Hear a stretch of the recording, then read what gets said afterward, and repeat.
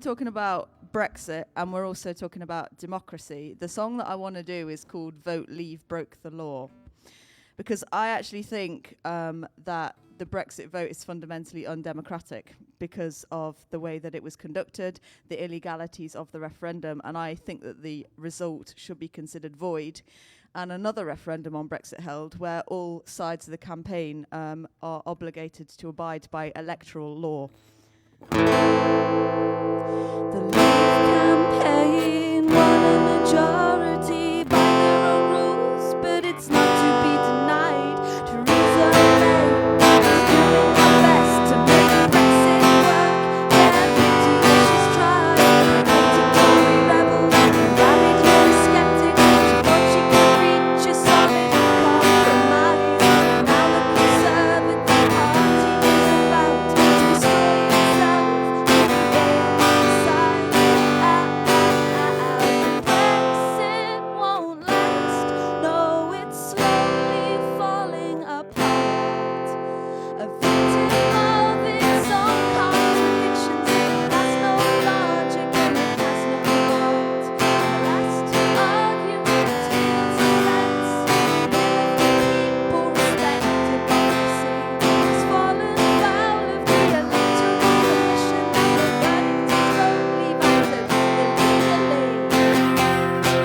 So it's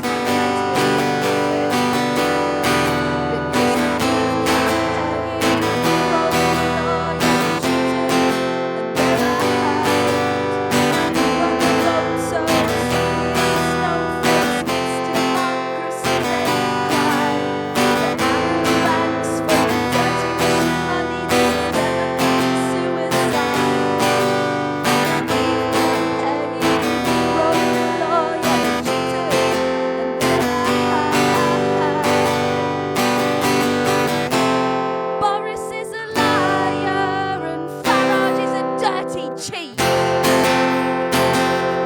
Brexit is the battleground where honesty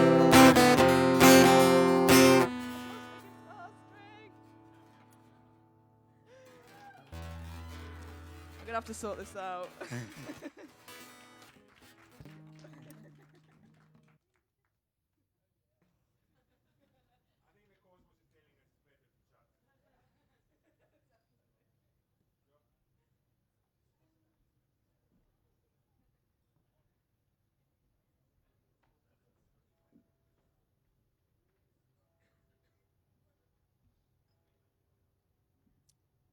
Good morning. My name is Joe Lynam. Worked for the BBC for 18 years. And of course, the BBC is completely impartial. And I, here in a personal capacity, as a friend of Petros and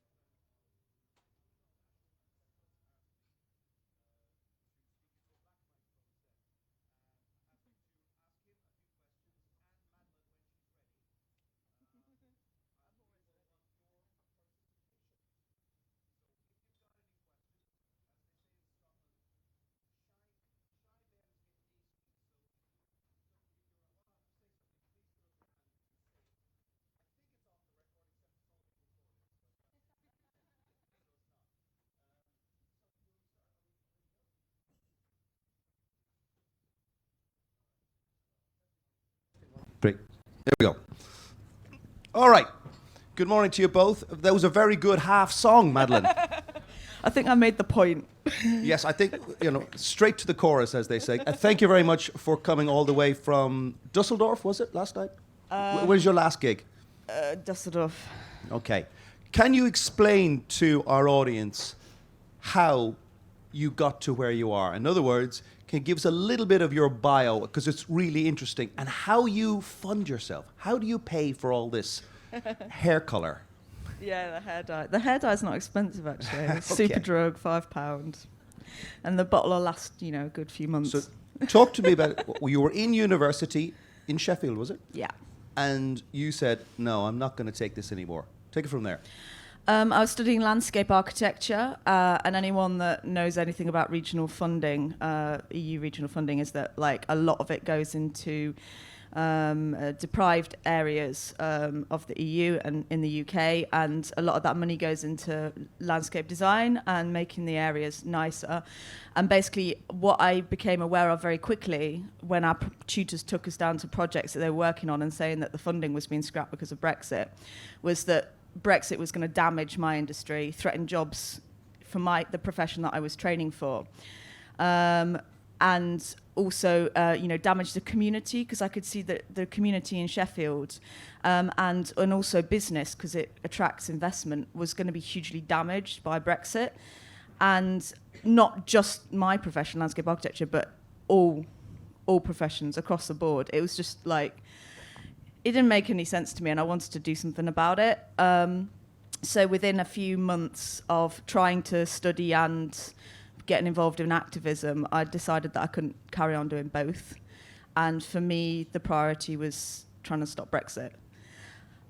So you decided to give up university and focus full-time on campaigning to reverse Brexit. Yeah, and creative campaigning. So like one of the first things I did was I wrote a children's book about refugees that was in response to the rise in hate crime against refugees and migrants after Brexit vote. And, I crowdfunded this project and then sold the book in aid of a refugee charity. And I was also writing songs and getting asked to sing to start with, it was like outside Sheffield Town Hall or, at little protests down in London.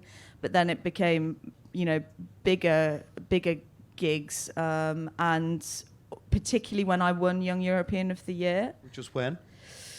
That was 2018. Yeah, March 2018. It was about the time of my birthday. Wow, so long ago, 2018. Yeah. Now, can you explain to us how you afford to do this? You gave up university and how you afford what you do, because you don't have a job. No. This is my job. Stopping Brexit's my job. There you go. It's a really big job. But yeah, I mean, to begin with, it was very difficult because I didn't have much following to, crowdfund the projects and stuff. And I was living at home with my dad. So there was quite a lot of risk involved with what I did. But because I just kept working at it and building my networks and moving on to bigger and bigger things, my support base grew. And basically everything I do is crowdfunded. So I've got like a GoFundMe personally, but all the projects we've done, like the Bollocks to Brexit bus tour, my books, are all crowdfunded by separate projects. And when I do events like the Swan or for other organisations, they'll pay the travel expenses as well. So it's kind of just balancing. Okay, I'm going to bring Petros in. Do you have a microphone, Petros? You do. Can I ask you, how important is it to have people like Madeleine who step up, publicly put forward a proposition and risk being attacked from the right? How important is it to have influencers like the Brexit Supergirl or the EU Supergirl? Nothing will happen, nothing will change until we all take action, the way Madeleine is. The reason why we are where we are, the reason why the UK voted, well, some people in the UK voted to leave the EU, is because for far too long the debate was dominated by a biased media, a reluctant at best to engage political class, and unfortunately because we didn't stand up for what was so important. And it's, of course, not criticism to the hundreds of thousands of people who have been campaigning around the UK for years, but including myself. But we haven't been doing it enough. And I think the morning after the result of the referendum was announced, it was such a serious wake-up call for everyone. And so many of us realized what we were standing to lose. And so many Brits, but also non-Brits that were living in the UK, and many others living across Europe, realized that what we hold so dear can be so easily taken away from us. And for some, that might be too late, but for me, it was actually a beginning of a new kind of activism. A few weeks ago, thanks to Madeleine and others, we saw 1 million Brits take to the streets, waving EU flags in the UK. something that you don't see in many places around Europe, certainly not in Britain. But that sense of belonging, that need to be part of the European ideal, has really brought out the best of what we understand as the pro-European movement. And it's wonderful to have people like her and so many other activists around the UK really standing up and expressing themselves. It's not going to be politicians, it's not going to be business, it's not going to be people like me or even people like you, Joe. It will be people like Madeleine and all the others who speak for themselves and they come forward to say why this is important. That's what Europe is. It isn't the European Commission institutions. It's not fancy and big EU Council meetings. It's really every single citizen. This is what the European ideal is all about. Madeleine, for every you, for every Madeleine K, how many Brits are there out there who think just the same but don't go front and centre, don't stand up, don't say, look at me? How many do you think there are? Oh, gosh. Well, there was 1 million on the streets of London a few weeks ago. It's hard to say because I feel like when I come to events like this, I'm speaking for so many people in the UK that that can't be here, that can't do what I do because it is a full-time job basically. And everyone, it's wrong to think that everyone who wants to remain in the EU wants to remain for the same reasons, because the European Union, the whole European project's about so much more than just membership of the single market or the economic arguments, which is what we hear most of the time. People might have other reasons to want to remain, like the environment or workers' rights or things. And I think like everyone, what I hope to do is to empower people to speak out for their particular concerns, how Brexit or the European Union affects them personally, and so that they can give voice to their own kind of human stories of the EU. I really couldn't put a quantifier on it. Petros, would it be fair to say that in terms of EU popularity around the European Union or outside the UK, Brexit is the best thing that ever happened? It's hard, but it's true. It has contributed considerably in focusing minds. We certainly saw a swelling in our membership for the European movement, both in the UK but across Europe too, in unlikely places like Norway, which is not even a member of the European Union. Our office and the European Movement Norway saw an increase in its membership in the weeks and months after the referendum, and that was consistent across Europe. But I think it has also shifted a little bit the debate around Europe. It has put a lot of Eurosceptics into a tough spot. In France, in Italy, in Sweden and other places, all the Europhobic parties have overnight removed any reference to leaving the EU from their websites, manifestos, you name it, because they realize how hard and how, frankly, suicidal it is to remove yourself from the European project. But instead, what they're doing, because they're clever chaps, is they're talking about staying in the EU and changing it. Not for the better, changing it according to their own image, that authoritarian, undemocratic, restrictive, xenophobic, name it. They want to turn the EU into something that they can feel comfortable in, something ugly. And that's the really difficult bit. Because when you have them campaigning for leaving the EU, people can see who they are. Now they're starting to dress themselves up as friends of Europe, saying that, no, don't you worry, we're not going to take you out of the EU, we understand that you like it and all that stuff. What we're going to do is change the EU. And they don't explain what that change is. And as I described, it's something remarkably sinister that we all have to be very awake to, and we need to call them out.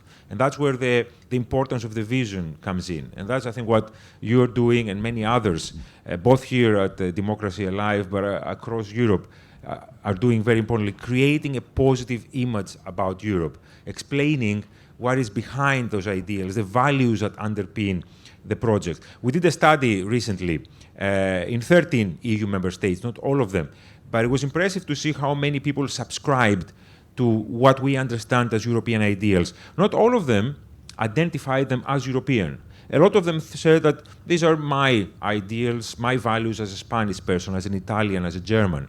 But underneath them, they were all linked on those basic things: human rights, rule of law, freedom. So it's important for us to talk about those more and to explain how this flag and the European idea is there to defend them. Madeleine, can I ask you to tell us a little bit about how you were attacked by the right-wing media and how they went for you, made it very personal? Because the reason I ask that, I know you don't want to talk about this that much because, you know, no one likes being attacked. But the reason I'm bringing it up is because most people don't put their head above the parapet for fear of getting abuse, be that online or in a newspaper or whatever it is. Give us some examples and how it made you feel. I actually watched a panel of social media influencers at the Association of Independent Music conference last week, and there was an influencer on the panel who said, I wouldn't have a career if it wasn't for the trolls. And I thought, yeah, actually, because you can use the trolling and the abuse to your own advantage. If I get tweets, which I regularly do, with people saying really nasty, sexist things like, politics is for men, you should be in the kitchen learning to make lasagna. I've had that. I've had nice, really classy. Yeah. I've had some. YouTube is also particularly bad for this, just abusive terms like liberal fascist cunt was one. That's a technical term, and apologies for anyone under the age of 18 here. And death threats as well. I had a very creative death threat. Do you report the death threat to the police? No, I don't, but I ask my followers to do it. I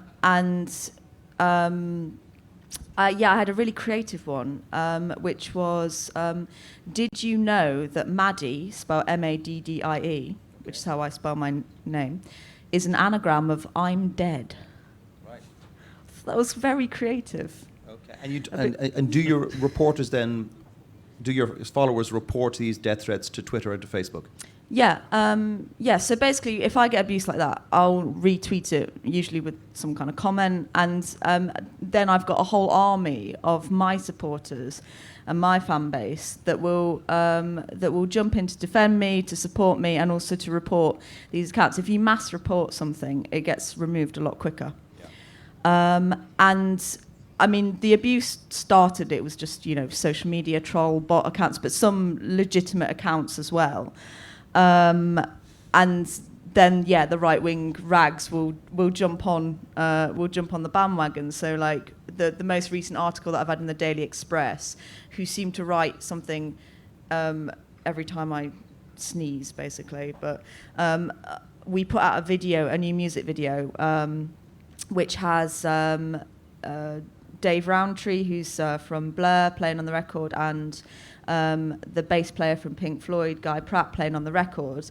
And it got really badly trolled, and loads of bot accounts writing, I was a Remainer and this song has turned me into a Leaver. It went viral on Twitter. So the Daily Express wrote an article about that with the headline, Blur and Pink Floyd's pop song turns Remainers into Leavers. I mean, it's just absurd, but you can use it to your own advantage. And how did you feel when you were first targeted, you personally? Did that worry you? Or are you really tough? I don't know. Like, for example, I went to the last Brexit march, the one that was on 29th of March. It's my birthday.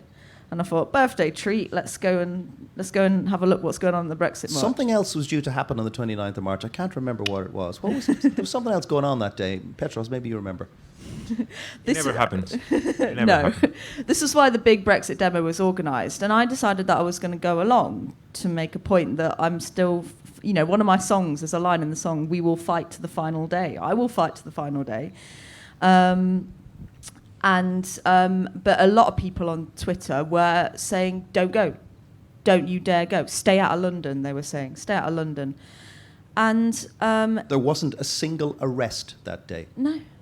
And the Remainers were really up in the ante, and I think there was a lot of paranoia. And you know what? When someone tells me what to do, I do the opposite.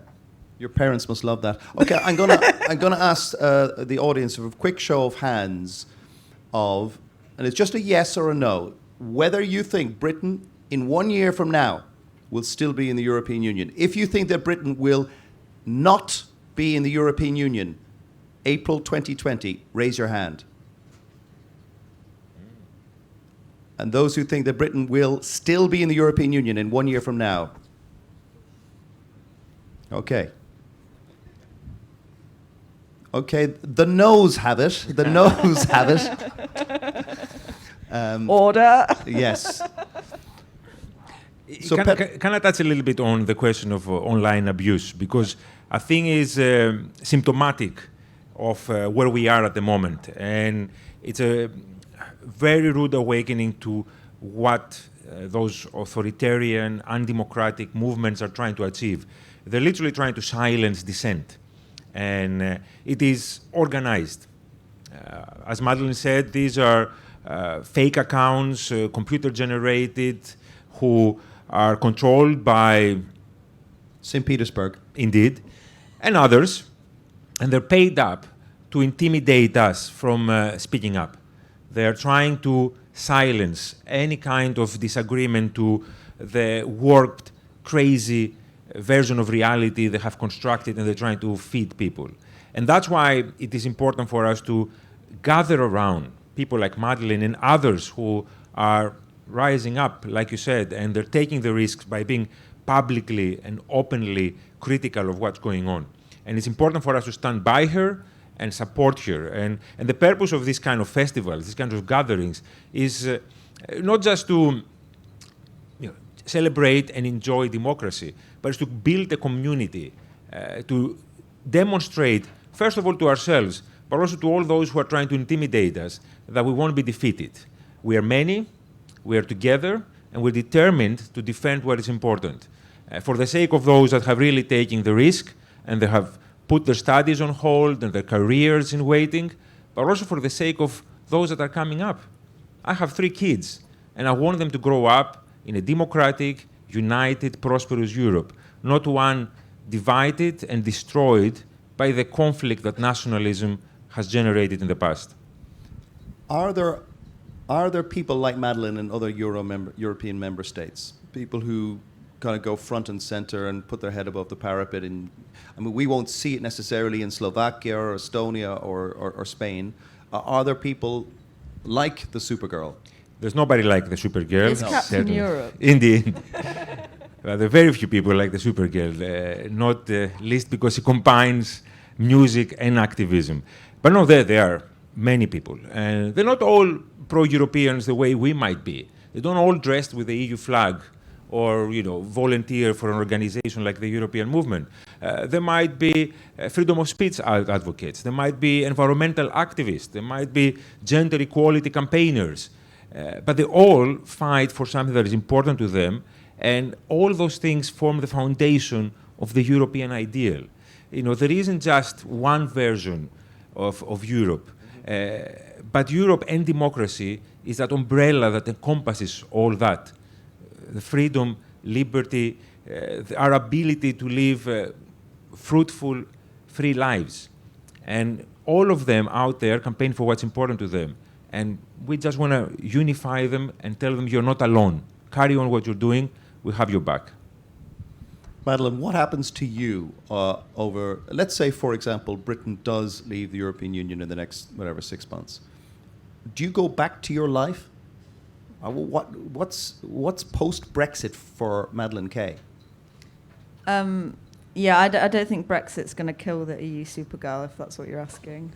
Because the thing about my campaign and the approach that I've taken to fighting Brexit is to look outwards to the rest of Europe and to engage them in my campaign and my conversation, but also to promote what the European Union is about, its values, the benefits that it brings to its citizens in the UK. Because in the UK, if you look at the anti-Brexit campaigns, or even the last big march was a People's Vote march. Now, the People's Vote campaign aren't a Remain campaign. They are very deliberately not a Remain campaign. They are campaigning for another vote. They're not campaigning to promote advocate the option that they want from that.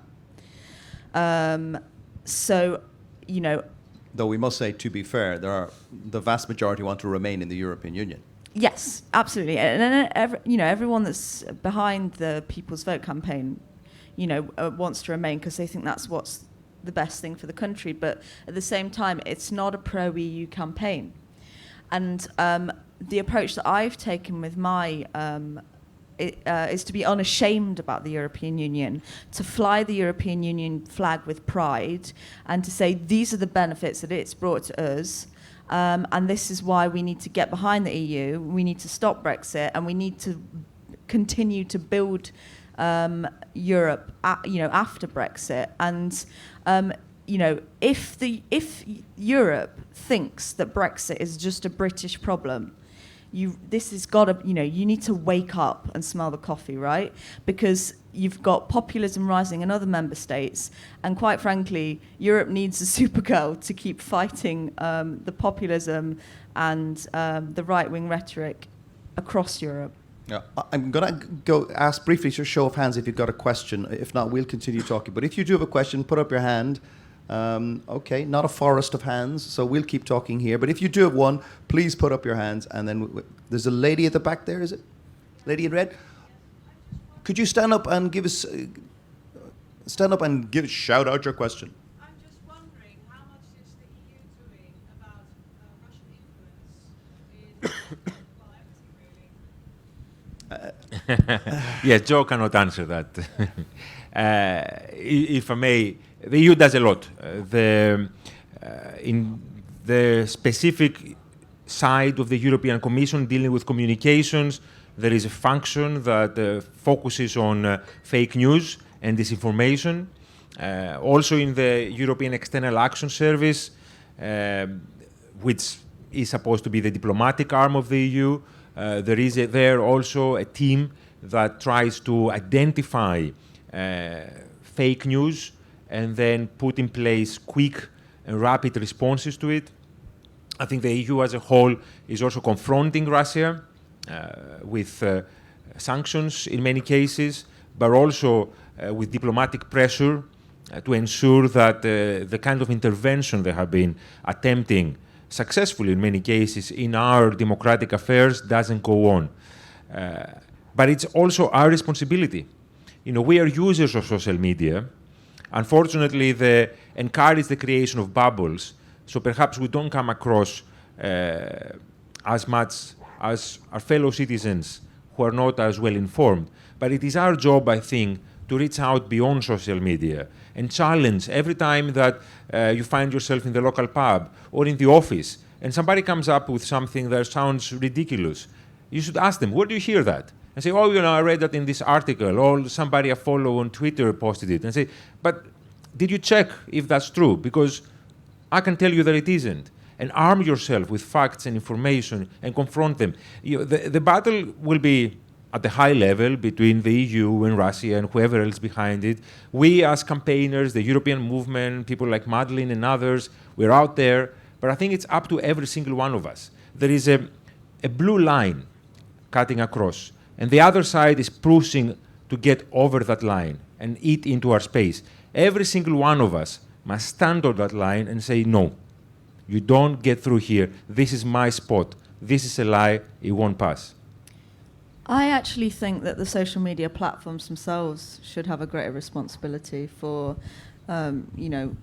stopping, propaganda effectively being disseminated on their platforms. We saw that a lot in the Brexit campaign, illegally targeted propaganda online. But also, shutting down the bot accounts. It's always like when I started campaigning. I did it under the identity of my dog, right? Mm-hmm. So it was Alba White Wolf, and I set up a Facebook account under that name, and I got reported by the right wing to Facebook, and they made me change the name of the account to my actual name and provide ID. And it was from then on that I've thought, how come all social media accounts do not have to be attributed to a valid ID? Because then it stops people from saying things online that they wouldn't say in person, because it can be traced back to them and they're responsible for their words. The other thing I would add is, to answer your question very directly, the European Union has encouraged the big platforms, Facebook, Google, Twitter, and Mozilla, to sign a code of practice on disinformation, which binds them to a lot of stuff, including taking down bots and trolls, but also clearly marking political advertising. So if you look at your timeline now, you'll see a little I over adverts. Click the I, because the I will tell you who paid for this advert, and it's in a registry. There's a lot being done. Have a look at the Code of Practice Against Disinformation, and you'll see that people aren't sitting on their hands, is all I'll say. Now, any other questions there? That lady there, and then there's a gentleman at the back there. I don't know. Do you want to shout? Yeah, I would be interested. Oh, let me give you this. Thank you. I would be interested how the European election in the UK will look like and how you think it will go. I've tested. Oh, I got another microphone. Now, could you pass it by any chance to that gentleman at the back there who had a question? So, a question about the European elections, how we think it will go. Can I ask Petros that one first? He's checking his betting to see how. Is your horse running this afternoon? I'm not a betting man. Unfortunately, I'm not. I think I'm not going to make a prediction because I'm not good at predictions. What I'm going to say is that this is perhaps the most important election of our generation, both because everything that is going on around the UK's departure from the EU, Russia, climate change, all the big issues that really matter, but also because this comes at a moment where all the challenges we have been facing and trying to address have really focused the minds of our fellow citizens. People are listening. They're worried, some of them are scared, and they're looking for answers. And if they go up to the well and they find it dry of water, they will drink mud and they will vote their own way. So it is our duty to go out there and campaign, register, get our friends to register, sign up to This Time I'm Voting campaign that the European Parliament is running and the whole of civil society is supporting. Make sure that as many of us stand up and have our voice heard. Then I think we will win. Then I will make a prediction. But none of this is going to happen just by looking at numbers and speculating and saying, oh, this is going to be bad, this party is going to do more, going to do well, and this party is not going to do well. What's really important is to create this grassroots activity. These elections are about us. It's not about political parties. Whoever you vote, make sure that you vote, and make sure that your granny votes, and make sure that your friends vote, because that's going to make the difference. I'm going to give it to that gentleman shortly. Madeleine, you wanted to get in there, and then I have a follow-up.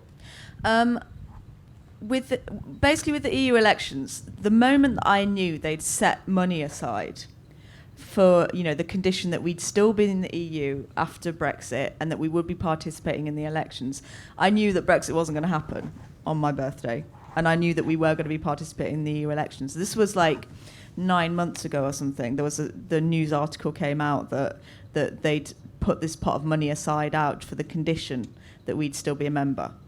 And I think that, my prediction is that we're going to get a lot more pro-EU MEPs and a lot fewer UKIP, or now Nigel Farage's new Brexit party, MEPs in the Parliament, because people, are not stupid. They've been watching the Brexit mess unfold, and they can see what a disaster it is.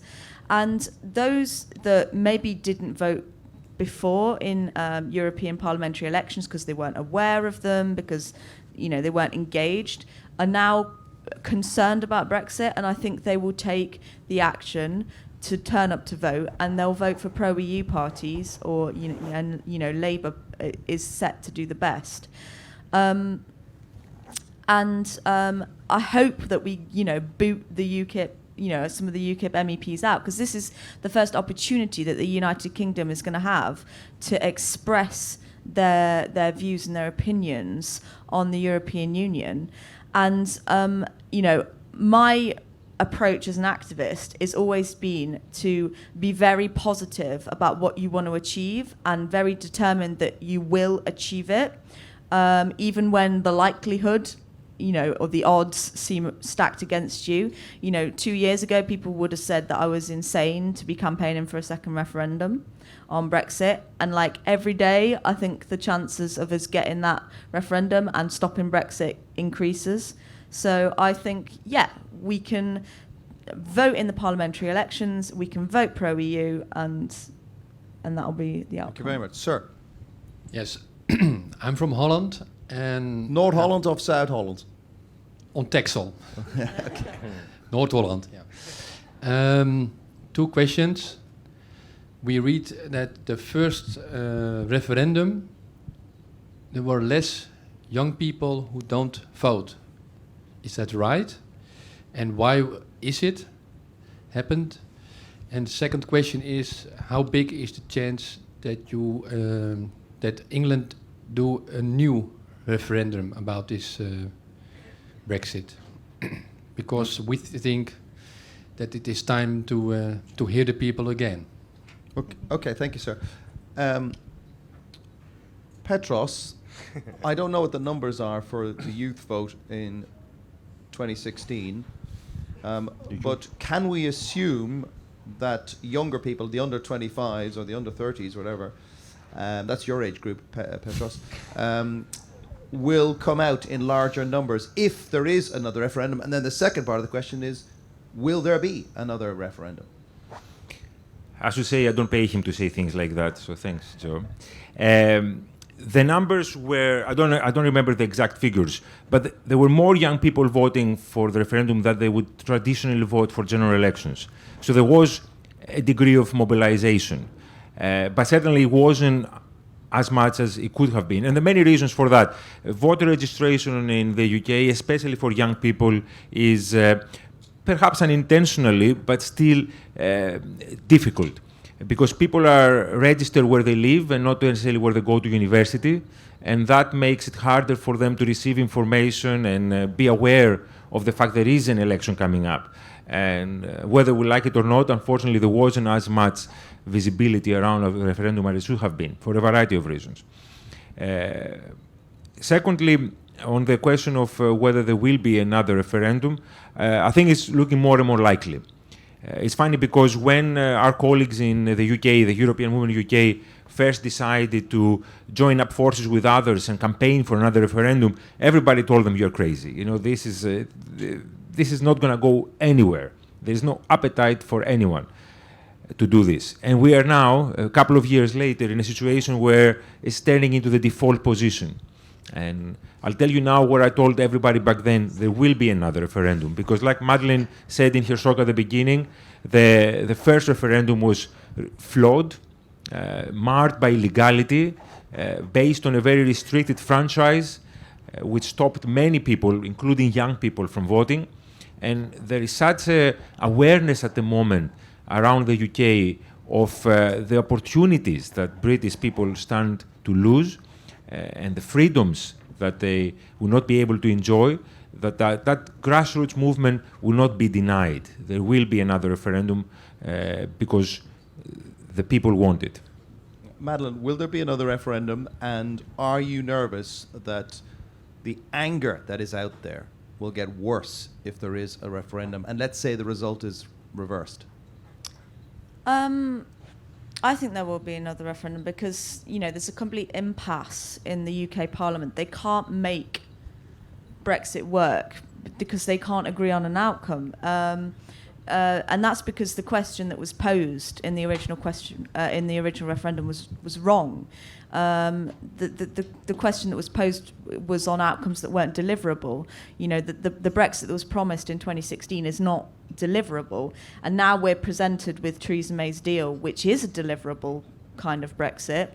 It doesn't live up to what was promised. So there's some people advocating a no-deal Brexit. There's some people advocating, a softer than Theresa May's deal Brexit. There's some people that still want to remain. And I don't think until the parliamentarians put that question back to the British people, there's going to be any resolution or, the question is not going to be put to bed. And I think the United Kingdom is very divided. And yes, people are angry. And you see that on the streets. The yellow vests are coming out. And, they can be very aggressive and chanting. And they trash the centre of Paris. Different yellow vests. I think that people need to be heard. And when we're asking for another vote on Brexit, we're asking for more democracy. We're asking for the people to be allowed to speak again. At the moment, the people aren't being heard because the parliamentarians aren't listening to us. So I actually think to give people another vote on the situation as it is now is actually going to empower them. And when people are listened to, they calm down, right? So unless you allow them to speak again, the aggression is never going to go. Okay, another quick poll of the people in the room. We'll come to the questions in a second. Another quick poll of the people in the room. And this is, there is a school of thought that says that Britain should leave the European Union in order to see that the grass is not greener on the other side and that it's not a heaven outside the European Union. How many people, raise your hand, if you think that Britain should leave the European Union in order to find out, it's a hard lesson, that things might not be great on the other side? Hands up. Okay, no one. So the rest of you think that Britain should not, under any circumstance, leave. Is that right? Okay, there we go. Does it matter, Petros, in this Brexit in-out debate, who the next president of the European Commission is? Does that matter? Of course it matters. It matters in the sense that what the EU does and what the Commission does has an impact on everyday lives. It has an impact on the member states of the European Union. So of course we want to have the right person in the right place to take the right decisions. And that's why, again, it's so important that we show up and vote in the European elections. The system has its faults, but we have the opportunity to indirectly, at least, choose who the next president of the European Commission is. And as I said, the system could be perfect in that sense, but we have that opportunity. We should take it because it makes a huge difference who is going to be there. Okay. There was a lady there at the front, and then this lady here. Mads is running. He's literally running. That's all he's been doing for the last three months. Thank you, He hasn't Mads. taken off that coat either. You can take off the coat now, Mads. He sleeps in that coat. Okay, I want to come back on the question of the second referendum, and it's a double-barreled question. The first part is, do we actually trust the British public in the second referendum to vote against Brexit? Because for the moment, Remain is polling at 54% and Leave at 46%. I find that, given everything that we've just said about how biased the Leave campaign was, how based on lies it was, why are 46% of Brits still saying that they would vote to Brexit? So do we trust them to do it if they're actually given the choice? And B is, what alternative scenarios are there that would mean Britain staying in the European Union without a second referendum? Is there a possibility, maybe based on the results of the European elections in the UK, is there a possibility that Article 50 will just be revoked and put to death and buried and never heard of again? Okay, two easy questions there. What do you think? I'll come to you, ma'am, in a second. I haven't forgotten you. Let's answer the second one. It sounds like a revoke Article 50. Under what circumstances would Britain revoke Article 50 and have some sort of legitimacy? You see, I was a little bit disappointed that the EU granted the extension until the 31st of October without there being Strings attached. exactly a caveat for either a general election or for another vote on Brexit, which is what I was hoping for. Because if they've effectively granted us 6 months more, faffing around, and that's exactly what, we didn't want. And I kind of was hoping that if the pressure was put on, that there would maybe be a revocation of Article 50 this week to avoid the disaster of a no-deal Brexit, because that is something that nearly all parliamentarians are agreed on, is that a no-deal Brexit is catastrophic for the UK. I don't think they're going to allow that to happen. So had the pressure of the There's deadline... about 150 MPs in Britain that think no-deal Brexit is a perfect solution. Really? Yeah. 150? 150 voted in that letter. Gosh. Okay. And the first part of the question, I can't remember the first bit of it, was... Do we trust the British people to... the thing is, I don't think that you can put the Brexit question to bed unless the people are asked again. Now, revoking Article 50 does not exclude another vote on Brexit later on. It does not exclude a people's vote later on. Revoking Article 50 would, take away the immediate danger of a no-deal Brexit, but that's been taken away anyway now. So I think basically the only solution is to have another vote. But this is where I would be slightly critical of the People's Vote campaign and the approach that's been taken to to be the focus to be campaigning for another vote rather than focusing on changing people's minds and perceptions and understanding of the EU and making a positive pro-Remain campaign. We still don't have that in the UK other than what grassroots Isn't that are doing. project of changing minds going to take 10 or 20 years, though? Absolutely. It's definitely a long-term project, but it needed to start immediately after the Brexit vote. We needed to start that positive pro-EU campaign, because if Brexit does happen, God forbid, we have to lead a campaign to rejoin the EU. And that's going to be, a positive pro-Remain campaign would be the foundation for that. But we've still not seen it in the UK, other than what grassroots have done on, very minimal budgets and operations. Petros, do you want to get in on that one? Do we trust the British people? And do we find a way to revoke Article 50 without causing civil war? In any democracy, we need to trust our fellow citizens and ourselves to make the case and make the right decision. But before that, and to echo a little bit what Madeleine was saying, there is a sequence of events that needs to take place. And there are many conversations in Westminster, in the People's Vote campaign, and other campaigns that are trying to stop this from happening. What is the right sequence for all this to take place? And it starts from persuading people that this is not inevitable, this can in fact be reversed, to then creating a political context in Parliament for that to happen, to then building the public appetite for another vote, because I think what you're seeing in a lot of the polling is a fatigue by a lot of people who might not necessarily want to leave the EU anymore, who have realized that this is not going to be as easy and as pain-free as we were told, but they haven't yet made the psychological and intellectual journey to a point where they are prepared to say that, yes, I'm ready to change my mind. There is a whole psychological process you have to take the average voter through for him or her to change their minds and actively do the opposite of what they did not so long ago.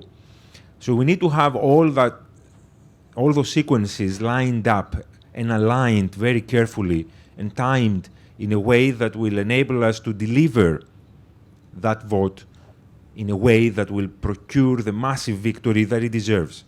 Can I just say, I think there's two circumstances on which we could justify the revocation of Article 50. And the first one is because of the illegalities of the first referendum. If that was properly investigated by the Met Police and it was determined, that basically that would be a justification for revoking Article 50 to consider the original vote void. The second is because it was an advisory-only referendum. It was an opinion poll. It's not legally binding. So the parliamentarians could basically say, well, that was the public opinion, but we're not obliged to deliver on Brexit, so we're withdrawing Article 50. Okay. Ma'am, in the middle. Get a microphone for that lady there, please. Mads, just the lady in the front. And if you could tell us what nation you're from, what country you're from as well. Yeah. Maybe your name, I don't know. Yeah. Hello. I'm from Denmark, but so it's a very lively debate. So's Mads. Yeah, we actually know each other. Ah. So yeah. Yeah. Everyone in Denmark knows It's a small everybody. country. We all know each other. So yeah. No, but we're about to have our parliament elections in Denmark, and it's a kind of a big discussion now following Brexit, with the Dexit and everything, and it's becoming a really good debate talking about whether Denmark and countries that seem well established in the EU should actually leave as well. We've kind of always been pro. There's like small movements against it, but that's actually not what I want to ask about. I'm more interested in because we're sitting in a room, everyone's pretty much pro EU here. There's no one up there in the panel who's pro Brexit. So I'm just wondering if there is a second referendum and people choose to stay in the or the EU, the UK choose to stay in the EU. What is the lesson going to be, especially for the European Parliament? Like, are they just going to be like, oh, that's over, we'll forget about that, as has been touched upon? Because it is a proper punch to the gut, this thing, and what kind of changes is the EU going to make? Because there are clearly a large group of people, and it's probably increasing more and more, even in countries that seem well established. What are they going to do in the EU to listen to these people who are clearly very angry? So we can't just sit back and say, oh, that was a victory for Europe, oh, no more Brexit. Like, it's not just going away with the second referendum. This is quite a long question. Yes, sorry. It's an important question, though. It's a very good very question. important. I don't know, do you want to handle that one first, Petros? Thanks. Thank you. I couldn't agree with you more.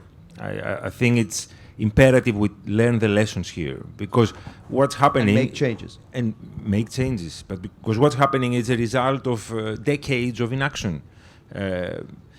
We've had the pleasure of having high-level representatives from 3 political families on this stage in the last couple of days, and all 3 of them touched upon the UK's possible or impossible exit from the EU, the circumstances that decision was taken, and what needs to be changed. So that goes some way to show that at least at the highest level of decision-making, there is thinking going on. But we cannot just rely on that. I think it's really important for all of us to take a lesson. I've been a campaigner for most of my adult life on European issues. I've worked for the European movement longer than most people would like to remember. And I do think we've made mistakes too in the way we talk about European integration and why is it important, and in involving and engaging our fellow citizens in the things that we think are important. So there are lessons to be learned for everyone, including ourselves. And like Madeleine said, especially if the UK leaves, but even if we succeed in reversing this in whichever way, we just need to continue campaigning. This is not a conversation that needs to stop, because the European Union doesn't stop. It's an ever-changing beast. It's something that we need to shape. It's like a tree that is growing, and we need to support it at the right moments and make sure that we cultivate it so it becomes something beautiful, because otherwise it will either perish or turn into an angry, ugly thing. Yeah, Madeleine. democracy is an ongoing process, and since we're here at Democracy Festival, the point is that with the European parliamentary elections, that's not a deadline. Brexit was not the end of democracy in the UK. It's an ongoing process, so we have to keep campaigning. And I think like I said earlier, Brexit needs to be a wake-up call to the EU, right? The EU needs to learn from Brexit. You've got to look at what caused Brexit. Some of those factors are exclusive to the UK. Other factors are not exclusive to the UK. And you see them in other states, and they need to be addressed in other states. And also, I think that this is something that Guy Verhofstadt always says as well, that actually Brexit is the fault of the European Union. the European Union has done a huge amount to benefit citizens' lives. It's been, my opinions are very pro-EU, and I believe in the progress that Europe has achieved. What the European Union has failed to do is to communicate that to the citizens, to tell them what it's been doing to benefit their lives and why being part of the European Union is really important for their futures. And, I can totally sympathise with Brexit voters in the UK that have been, told by right-wing Eurosceptic press all this rhetoric and negative stuff about the European Union, that it's just a gravy train, all the money goes to pay for Juncker's,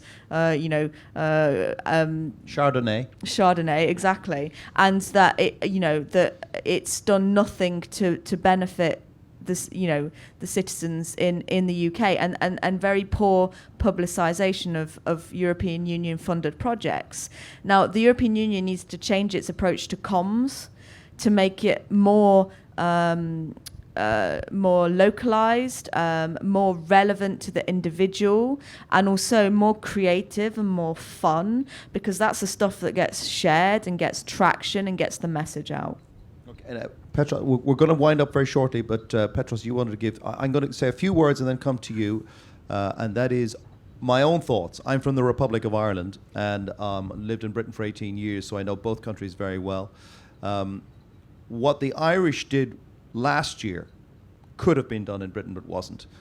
They have a very divisive issue in Ireland called abortion, and it was a very Catholic country. But what they did was, before the referendum, they organised a civic forum.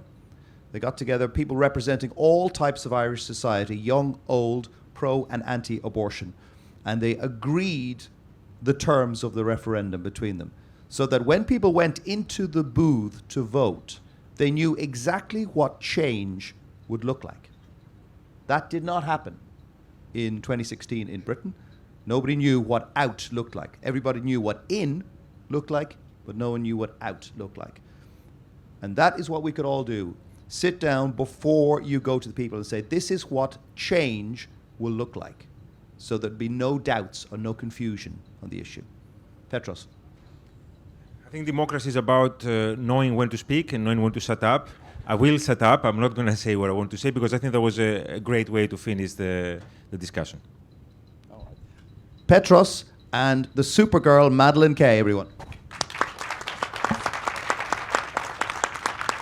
Can I just say as well, I will be doing some songs later once I've fixed the guitar string. You're not rid of her yet. Okay, thank you. Free drinks at the bar. Non-alcoholic, Joe, okay? Free drinks.